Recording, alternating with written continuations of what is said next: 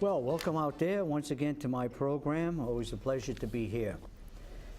Winter is almost gone, not quite. And if you look out there, you wonder when it's going to be gone completely. We get icebergs on almost every corner of the streets in Fall River. And if you've driven the streets in the last week or so, I mean, some of them are actually terrible. Huge potholes, ripples in the streets. Once we get away from the snow and the streets have to be repaired, it's going to be more money that the city is going to have to find, because at this point, the city of Fall River is broke. Let's face it. Are we really? And the other thing is, and we're going to get into this right now, and that's pay as you throw. Now, I've driven around the city doing my errands, etc. And if you see the trash, you'll probably wonder if the people in Fall River have a dislike for purple, because most of those bags are not purple, and those are the bags that the trash are supposed to be put in. So what's happening to pay as you throw, folks? Oh, you mean the Barney bags?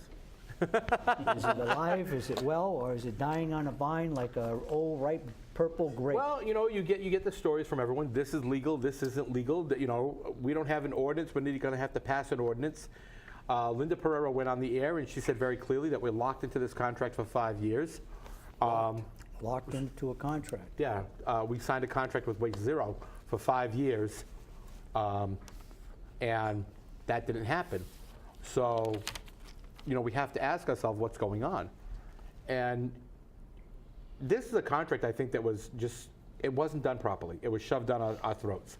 And well, where was the city council? they were told they didn't have a say in the matter. They They weren't all- even part of the Right. part of the discussion. You know, went through the Board of Health and but the other problem is that it's kind of like the promise that winter's over. It's like it's not really true. Like City Council is now saying we've got to pass an ordinance, but the fact is they continue not to tell the people the truth. They talk about they think that compliance means acceptance. The problem that we have in the city of Fall River, we continually heard that we have 98% compliance, et cetera, but compliance doesn't mean acceptance because of the fact that people are buying the bags because they thought that at some point in time they were going to be fined. Doesn't mean that they like it. You see, that's what they're great at. They spun it to say, well, most people are using the purple bags. Well, most people don't want to use the purple bags. You know? Yeah, but see, Chip, they really don't give a damn whether people are accepting it or not. They only care about the revenue that's going to be generated by the amount of bags that are being sold. That's all they care about. And to prove that they made this an absolute money grab, a tax without representation, a tax run around the 2.5% limit, was the fact that once people started privatizing, they saw that income stream dwindling. So then they went around and went to the health department and said, oh, we got to put a tax now, a fee on all the dumpsters. And we need to know where every dumpster is. And everybody who's privatized, we need their names. It was like creating a hit list. Josh? You want to talk about a fee that I'm not sure the legality of it. I'm not sure that a city board has the right, an unelected board has the right to impose those fees. Okay, Josh, we've got pay as you throw and built into the budget apparently. Not apparently it is. Okay, Dan, if you're on a council, what do you think might happen to pay as you throw? I mean, the election is this year. Yep. And this thing doesn't seem to be working out that well. It's not working at all. I mean, the council passed the budget, and now they have to own the budget. They knew that there was a $3 million shortfall in that department, and they didn't go back to the administration. What to department ask- are you talking about? Sanitation. Okay. They didn't go back to Will Flanagan, this previous administration, to ask them, what can we do different because we don't want to feed the people of Fall River? And that's exactly what they didn't do. So they implemented this program. It was in the budget. They passed the budget except for 2 councilors, and now we're hearing that Linda Pereira said that if she was there, she would have voted against the budget. So Danny and Linda are separated from the 7. They passed the budget, and this is the situation they have put the people of Fall River in. No one else to blame but the city council at this point. So if pay as you throw falls apart, this revenue is not going to be coming into the city as expected. what's the solution? They'll steal it from somewhere else. just Like they always do. Just like they divert money from the retirement system, they got the Pensions, yep. healthcare system, and that's the problem. And I think that's a very important point, Richard. You know, we don't want transparency in government. It's pretty apparent. If it's not transparent, it's apparent what they're doing. But we want truth in government. Why doesn't somebody in the city council just get up and say, look, I'm not going to tell you this is a great program. I'm not going to tell you this is wonderful like we have been telling you. And I'm not going to tell you that, you know, we're locked in. I'm going to tell you why we did it. We needed money. And it's the only way we could figure out to get the money. And just be truthful. And because you know something, that's government. You're there to run the city. But they don't want to take the responsibility, because then people will say, well, this is your fault. You should have looked for a better way. You should have thought outside the box, and you should have protected our money better rather than continually picking our pockets. Right. That's the major problem. And you know, Well, if we had smaller government, we wouldn't have gotten this predicament in the first place. no, that's true, Danny. And you know, I've been looking over for the past couple of days city council votes going back to 2012. And when I see votes on a regular basis of moving money from one fund to another to meet salaries and expenses, that tells me that the budget was bull from the get-go. And we have said this over and over again, you, I, and Chip, that the budget that they present every year is a crock. Of course it is. And then for Melissa Panchley to come out and say that they're already $1.2 million short in the school department budget, but they can get that out of the health care account because that money was budgeted there. John Nunes has already said, we only put the money in that account when we have to pay it. They constantly rob Peter to pay Paul. Okay. Well, the other thing is we need a bona fide agreement between the city and the school department about indirect costs that relate toward the net school spending number. And also based on the votes last night to refer the proposed ordinance to the ordinance committee, pay-as-you-throw is staying because it got 6 votes. Let me tell you something. These 9 voted for this budget. They made it very clear when they voted for this budget. They said, we're going to support pay-as-you-throw because we want that money. We need that money. Okay, And let me tell you something. They're shoving it up to people. No matter what, they can't get what they need. Look, let me try to get in here. Okay, But to get back, Josh. to get back to Chip about being truthful, how about not just coming out? I mean, I have paperwork right here that states towns and cities around the United States that actually make money on recyclables, and they actually don't charge for a bag because they're making money. So initially, everybody that lives in these towns or cities are actually benefiting from this program. All right, so you're saying that without pay-as-you-throw, without the purple bags, the city could make money with On the trash? recyclables, of course they could. That they pick up. There's a way to do it, there's a method to do it. Well, you mentioned about that company that recycles everything. Right. So why are things, what's the need to put things in different bags? If everything was just put into the dumpster? M-O-N-E-Y. That's Exactly. what it is. Yeah, exactly. And like I was talking to you before, instead of the council coming and saying, listen, we're paying $200 a ton for solid waste, but we would be paying $100 for recyclables per ton, okay? Now, with that being said, all they would have to say is, listen, we're saving money if we recycle because now we're saving $100 per ton on solid waste. So the less waste that we have, the city is going to save money. So initially, we wouldn't have had to do the purple bags. We could have implemented a recycle program that could get people educated to recycle Well, there more was than use the recycling, pay-as-you-throw. but there was recycling. We had the bins. Right, The but we small weren't- little- we But weren't we weren't Not using it. citywide. But it wasn't citywide. Right, and because, again, the city decides, we're going to roll these things out in stages. Right. Okay, and that creates havoc. That's the first thing. But Bucknell University did a study, and so did the EPA. And I actually sent that study out to every city councilor today and to Ken Pacheco. Bucknell University said very clearly that for these programs to work and not have pay-as-you-throw, you need to privatize it. We said to swear. We said it. Privatize. Oh my God. Oh, We well, swore on the air. okay. They're going to shoot us. Okay. We'll blip that out. But the thing is that was an option. Now, New Bedford did that. Many cities and towns That in would be Massachusetts. more expensive, in my opinion. Well, actually, it hasn't. It's actually proven to be cost-effective in New Bedford and other cities and towns throughout the Commonwealth. But Yeah, here's the problem. baloney. Here's the problem I have with the council. We get on the radio, we get on the TV, we say we need to work together, we need solutions, but none of them have given the city of Fall River a solution. You know They have what? not Because given. It's a show game. It's about ego. It is a show game, They and- don't want to work together. They and that's what wanna sing frustrates me. Kumbaya. And that's what It's not frustrates about me. the people. It's about getting elected and saving their own asses. And that's Okay. And that's what frustrates me. You know, running for city council. This is what I see. This is what I saw last night. It's about being up there and saving your behind and trying to get a vote for this next election. And you know what? They haven't offered a solution because that's all I hear about. Okay, This is let's 30 years in the making. let's move off the subject because I can see you don't like it too much.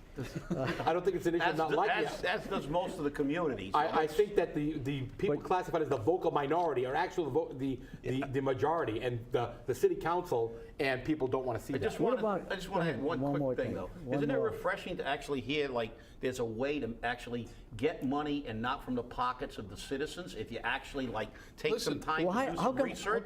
this hasn't reached the Worth- council? Listen to this. Fort Worth, Texas. This is back in 2003, and we're in 2015. They made $1 million from their recycling program. So Well, the there's city money of to be Fall River made. said- The city of Fall River said it would make $3.5 million. No, $3.5 million by buying bags. So now you're feeding Well- people. So if All right, residents so of Fall River are buying you're plastic separate. goods, Okay, I understand what you're saying. The buying bags goods are that one they can throw thing. away. The recyclables are another thing. That's right, right. exactly. And the thing is one of the reasons why recycling is a miserable failure in the Commonwealth of Massachusetts is because the tree huggers have turned around and Tree huggers. a couple of decades ago, And we Another have- group out. there's a went graph. out and decided they were going to get a bottle bill passed. Yeah. The bottle bill is plastic and cans, and those are a nickel apiece.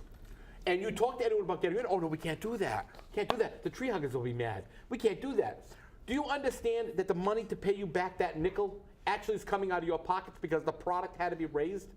It's 5 cents for you. It's 7.5 cents for Stop and Shop. It's 13 cents for Tomra, and then the company that buys it from Tomra gets $1,000 or $2,000 a ton from the recycling agencies.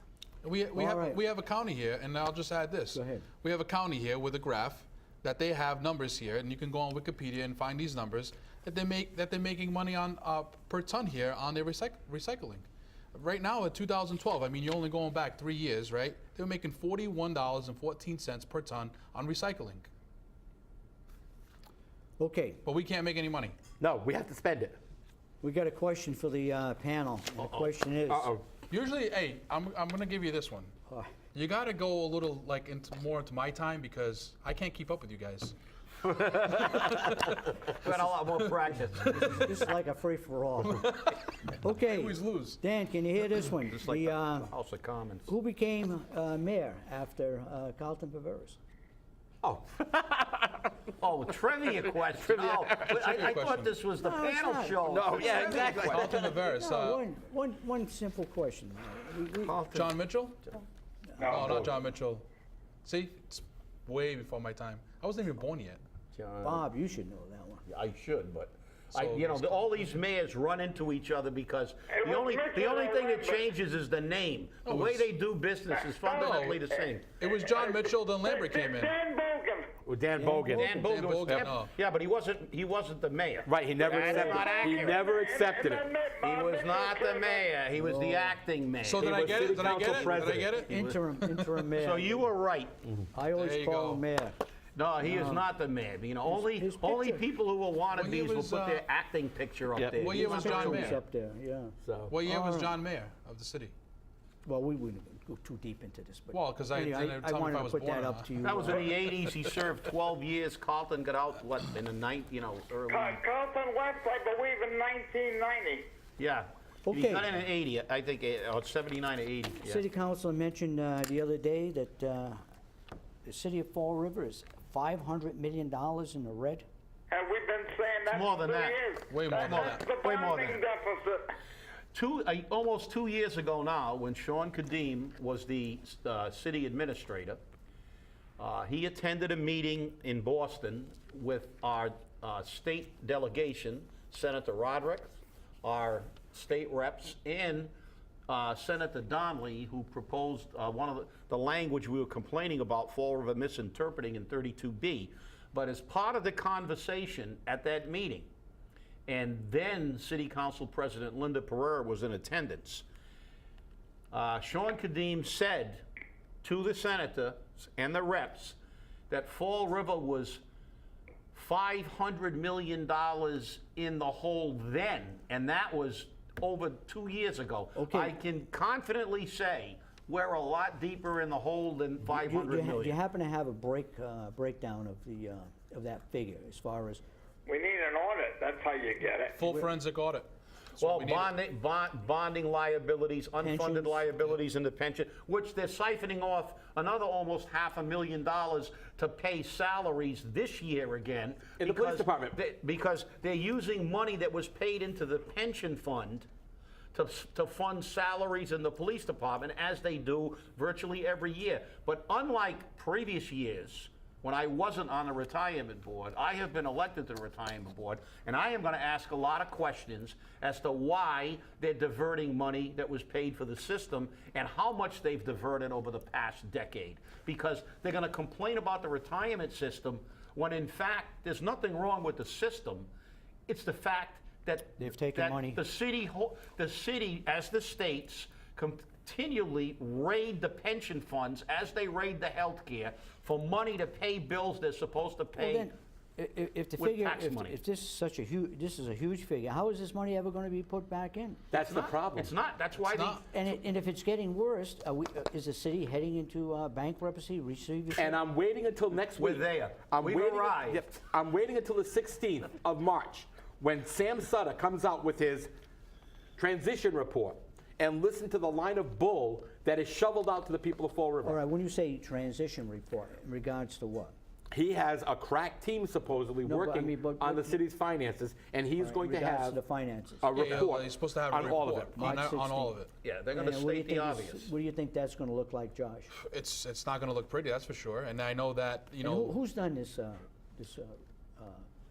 Melissa Finance- Panchley, Melissa Panchley, Brad Marshall, Kilby, yeah, Brad Alan Kilby. Silva, Carl Carl Tavares, Tavares, Bob Joe Correa. Marshall, And I mean, Alan he's- Silva. and Alan Silva, who's Melissa doing the numbers. Panchley. Yeah. Okay, what can we expect? Well, if they're honest, not gonna- you're going to see yeah. a very bleak picture. They're going to say we're in financial trouble. They're going They to always have keep graphs saying. and pictures and stuff, and they're going to state the obvious. They're going to tell us something that we already knew, but they're going to give us supposedly numbers. They're going to give us firm numbers.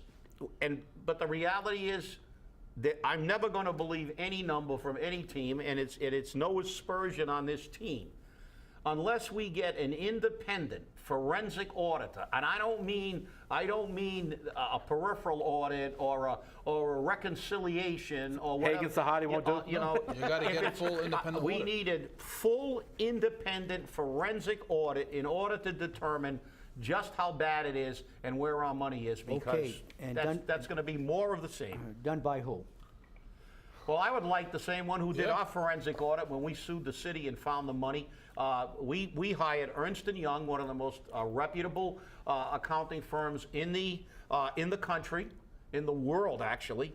And actually the guy we had, his name was Jerry McGovern. He was a senior audit accountant who had actually audited the entire state of Tennessee.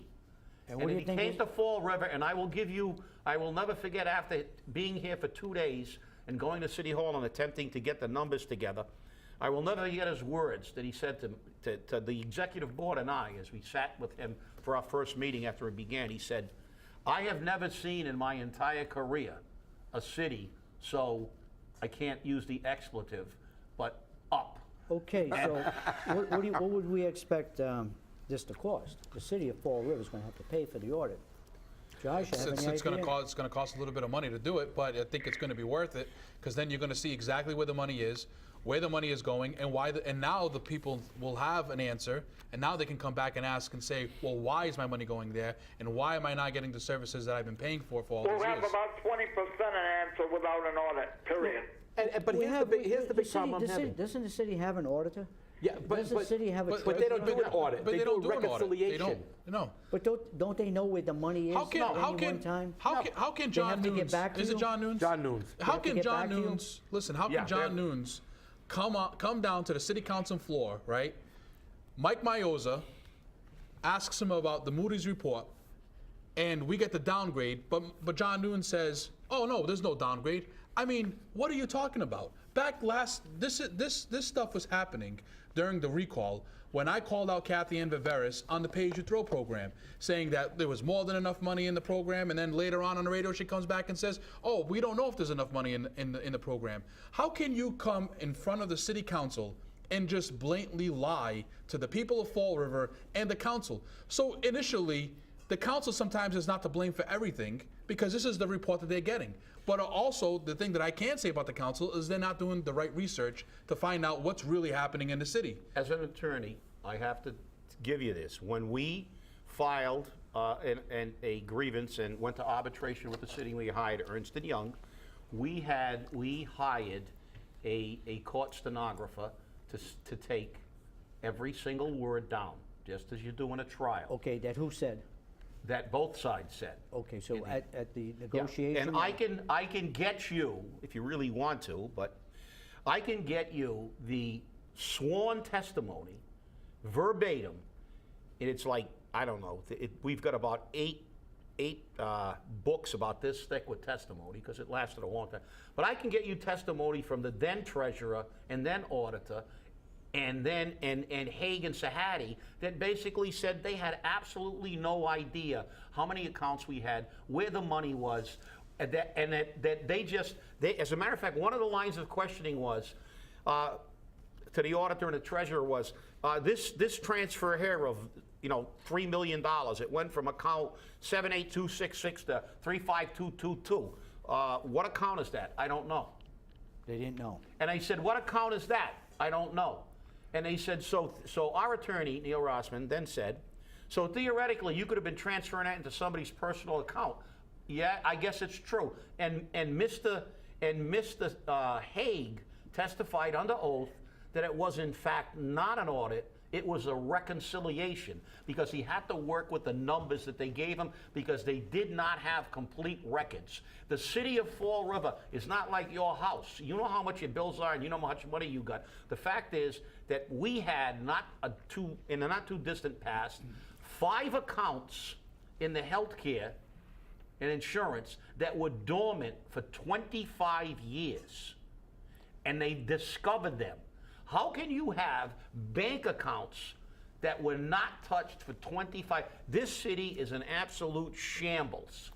And the problem that we have is, when I was looking over these transfers, okay, we pay for our bills with loans. What transfers are you talking about? I went through all the transfers the city council approved, and that's why I say the city council is responsible, because they control the checkbook. Where did you do this? I did this in the city clerk's office this week. I was in the city clerk's office Okay. for hours going through all the records.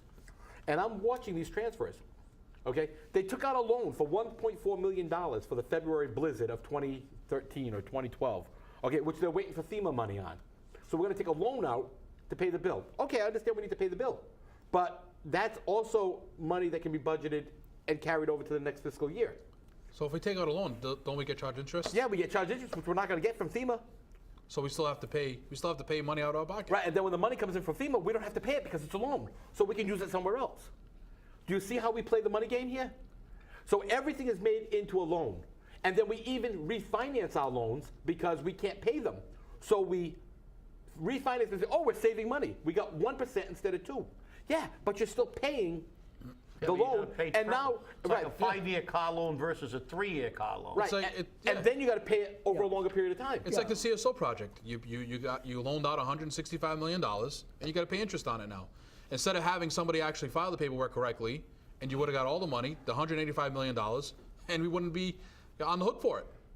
Now it's too late to go back to the EPA and say, hey, we need money. Well, that CSO project, as far as getting money from the federal government. We're not going to. We're not going to. Yeah, well, it seems to be, Well, number one, the federal government doesn't have the money for it. Number two, the person responsible for filing the paperwork to get that money originally went on vacation.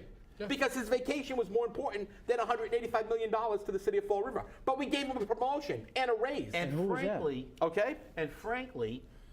the Boston, the feds, judges are all tired of Fall River. There was an article one time that a judge said they were sick and tired of Fall River being in front of them on complaints filed against the government. In Boston, they've manipulated when the bills were due in order to be able to pay them, and they had to make accommodations for Fall River in the school department that were not done for any other city or town in the Commonwealth. And frankly, everybody's sick and tired of Fall River robbing Peter to pay Paul and manipulating money. What we're doing is we continually shift money, and we never ever figure out a way to fund anything properly. And what about now? So you gave the school department $3.3 million. So initially there's a $1.5 million shortfall still in the school department. You got grants that you have to guarantee for this next budget. Where are we going to get all this money from? Yeah. So And pay as you throw is failing as we speak now. How is the SAFER grant? That's going to be a joke. They're not going to see it. Okay. Senator Warren was here and said, "There's no federal money for you. There's no money for No you." money. So No that, money. that even application, if they do get it, the problem is, even though it's a smaller grant, $2 million? Yeah, $2 million over 2 years. 10 men. 10 firefighters. 10 firefighters. The reality is, again, we're in a situation where the grant is really working not to supplement this, they're not to subsidize, they're to supplement. Yes. How are we going to keep these 10 firefighters on the job at the end of this 2-year period? We can't pay any bills. And We can't pay any bills. I mean, the city of Fall River doesn't pay any of their bills. And they're talking about 10% cuts all over. So And of course, those 10% cuts are not going to be from too many managers, because we're so management heavy, it's unbelievable. They're all going to come from the guys who provide the services. Okay, gentlemen, we're pretty much out of time. Dan, you get the last word. Any predictions? Guess not. Danny's silent. I think we've Okay. we all talk Danny. doom and gloom. Doom and gloom, yeah. Doom and gloom. Receivership is on the brink. There he is. There he is. He's back with us. Okay, CJ? You know, I've actually sent letters to the governor. I've sent them to Maura Healy, and I've sent them to Lieutenant Is this a Governor. prediction? No, I can or tell a you what I did. statement? I asked them for what it would take for the citizens of Fall River to force the city into receivership. Okay. Bob, any prediction? No, I predict we're in big financial trouble, and hopefully the citizens of Fall River will now do what we did before and begin to get people in government who are willing to look at the difficulties, bite the bullet, and move this city into a self-funding city that can be proud of itself. All right, Josh, those are your marching orders. And what's your prediction? I don't have a prediction, but if you want to hear more about what I have to say, I have an event on March 14th, 5 p.m. at the Liberal Club. Come down, corned beef and cabbage dinner. And my Is that a Sunday? It's a Saturday. What time is that? That's at 5 o'clock. 5 o'clock Saturday. Liberal How much- Club. How much are the tickets? 15 a ticket. If Okay. you want to hear more about what I have planned for Fall River, come on down and talk. Okay. And elect no one. And thank you out there for watching. It sure is a lively show. 4 panelists is Never a dull moment. it's quite a handful, if you know what I mean. Thank you out there anyway, of course, for watching, and see you next time. You've actually just given me a new show idea.